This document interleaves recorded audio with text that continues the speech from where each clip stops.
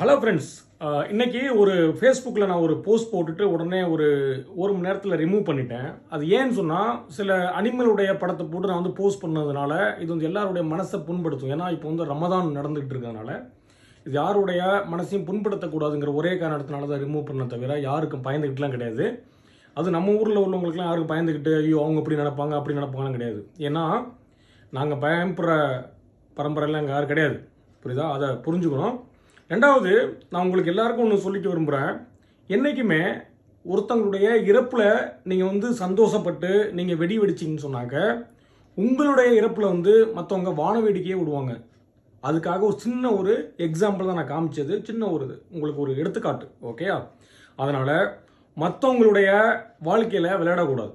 அவங்க மற்றவங்களுடைய உணர்வில் விளையாடக்கூடாது. ஏன்னா என்னைக்கு நம்ம பிறந்துட்டோமோ இறப்பு என்கிறது ஒன்று நடக்க போகுது. அது எப்படினாலும் இருக்கலாம். அதனால் மற்றவங்களோட கொச்சப்படுத்துறது, மற்றவங்களை கேவலமாக நடத்துறது, இதெல்லாம் இருந்துச்சுன்னு சொன்னாக்கா நம்ம மனுஷனாக பிறந்துக்கிறதுக்கே ஒரு அர்த்தம் இல்லாமல் போயிடும். இதை காமிக்கணுங்கிறதுனால தான் ஒரு சின்ன ஒரு போஸ்ட் போட்டு உங்களுக்கு புரிய வச்சேன். மற்றபடி யாருடைய மனசை புண்படுத்துறது கிடையாது. அதனால் என்றைக்குமே இது மாதிரி ஒரு கேவலமான வேலையை நீங்கள் பண்ணாதீங்க. யாரும் சலித்தவர்கள் கிடையாது இந்த உலகத்தில். இன்னைக்கு இல்லாமல் இருக்கிறது நாளைக்கு எல்லாருக்கும் கிடைக்கும். அந்த வாய்ப்பு நம்ம தேடி ஓடி நம்மளோட சொந்த உழைப்பினால நம்ம வாழணுமே தவிர மற்றவனை சுரண்டி, மற்றவனை போராமப்பட்டு, மற்றவனை அழிச்சிட்டு வாழ நினைக்கக்கூடாது.